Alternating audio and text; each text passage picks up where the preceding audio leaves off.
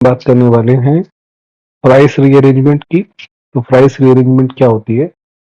पहले basic reactions देख लेते हैं कि रिएक्शन कैसी है, क्या सेटअप है। पहले सबसे पहली बात, ये फिनॉल की रिएक्शन है CH3COCl इसे कहते हैं एसाइलेशन। अब इम्पोर्टेंट क्या है कि यहाँ से H ग्रुप जो H है और Cl निकलेगा और फिनॉल ग्रुप का एस्टाइलेशन हो जाएगा। ठीक है, तो जैसे ही एस्टाइलेशन हो गया, अब ये कंपाउंड की रिएक्शन अगर AlCl3 से करें और वाटर के साथ में हाइड्रोलाइज करें तो हमारे ऑर्थो हाइड्रोक्सी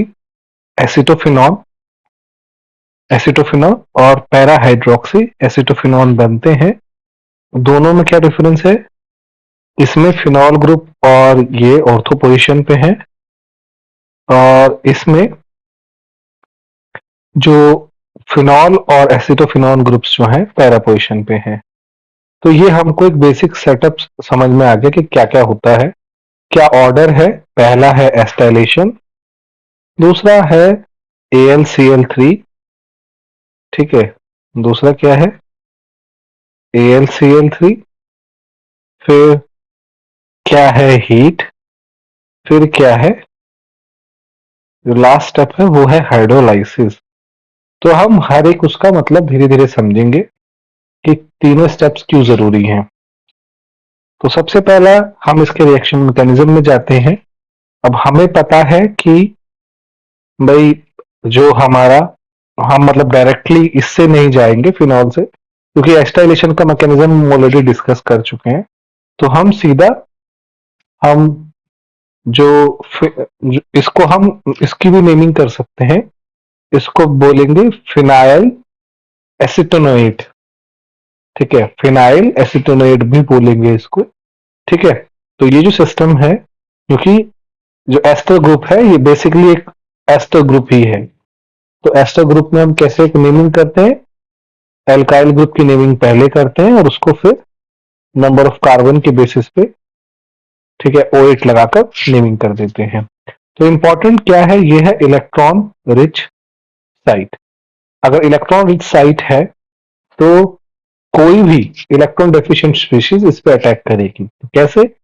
AlCl3 जो है एक बहुत ही स्ट्रॉन्ग लुईस एसिड है जो एज इलेक्ट्रॉन एक्सेप्टर भी मतलब इलेक्ट्रॉन एक्सेप्टर भी बिहेव करेगा क्योंकि लुईस एसिड है। तो जैसे ही O नेगेटिव मतलब OlCl3 इसकी प्रेजेंस में आएगा, ठीक है, तो ऑक्सीजन पे आ जाएगा पॉजिटिव चार्ज और Al पे आ जाएगा नेगेटिव चार्ज। क्योंकि ये वैसे तो कोऑर्डिनेट बॉन्ड की तरह भी दिखा सकते हैं, लेकिन क्योंकि ऑक्सीजन से इलेक्ट्रॉन पे शिफ्ट हुआ है एल्यूमिनियम की उस पे, इसीलिए इस पे नेगेटिव चार्ज है, ऑक्सीजन पे पॉजिटिव चार्ज है। दूसरे स्टेप में क्या होगा? दूसरे स्टेप में क्योंकि ऑक्सीजन पे पॉजिटिव चार्ज आ गया जो ऑक्सीजन को पसंद नहीं है, तो ऑक्सीजन क्या करेगा? जो ऑक्सीजन कार्बन बॉन्ड है उसको तोड़ेगा और हमारे पास में इलेक्ट्रोफाइल जनरेट हो गया। तो AlCl3 के अटैक का मतलब हम समझ गए कि AlCl3 यही करेगा। दूसरे स्टेप में क्या होगा? हम ऑर्थो डिस्कस कर लेते हैं, पैरा को अपने आप समझ पाएंगे ना। ऑर्थो जैसे हम डिस्कस कर लेते हैं मतलब हाफ पार्ट डिस्कस कर लेते हैं, पैरा अपने आप के समझ में आ जाएगा। क्योंकि हमारे पिछले उसमें हमने इलेक्ट्रोफाइल जनरेट कर लिया था। जैसे ही इलेक्ट्रोफाइल जनरेट होगा तो क्योंकि कार्बन कार्बन डबल बॉन्ड है यहाँ पे बेंजीन में, वो इस पे अटैक करेगा। अब जैसे अटैक ऑर्थो होगा तो इलेक्ट्रॉन पे यहाँ पे शिफ्ट हुआ है तो इस पे पॉजिटिव चार्ज आ जाएगा। अब क्योंकि पॉजिटिव चार्ज ऑक्सीजन के बिल्कुल इमीडिएट है तो there is one more possibilities कि ये यहाँ पर भी ट्रांसफर हो जाए। इस तरीके से भी पॉसिबल है, लेकिन क्योंकि हमको डिलोकलाइजेशन करना है इसलिए रिंग का डिलोकलाइजेशन ऑक्सीजन के डिलोकलाइजेशन से ज्यादा रहेगा। ठीक है, यानी जो नेक्स्ट जो नेबर वाला डबल बॉन्ड है वो अपना पाई इलेक्ट्रॉन पेयर यहाँ पे शिफ्ट करेगा। ये डबल बॉन्ड यहाँ पे शिफ्ट हो गया।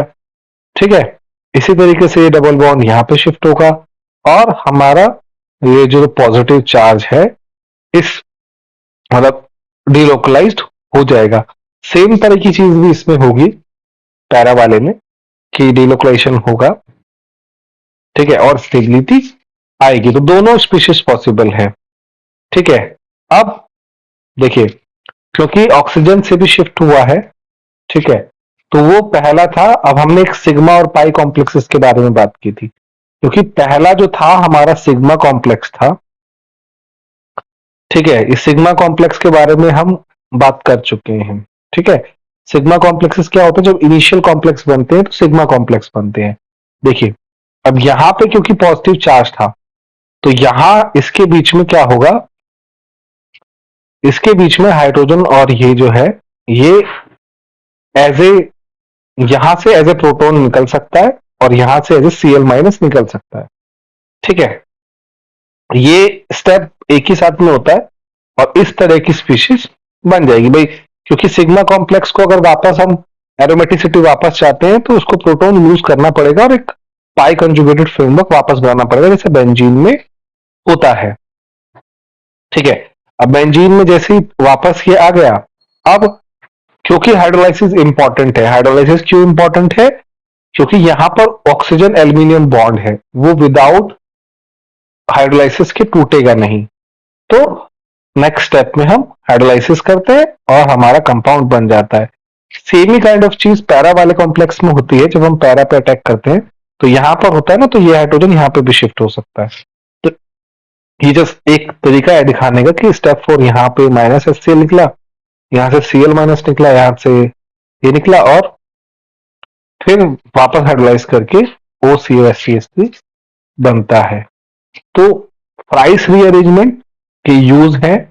तुम चाहो तो मतलब इसके लिए बहुत सारे, मतलब एक प्राइस रीअरेंजमेंट पे डायरेक्ट जो एप्लीकेशंस है, तुम फिनॉइल का एस्टाइलेशन कर सकते हो।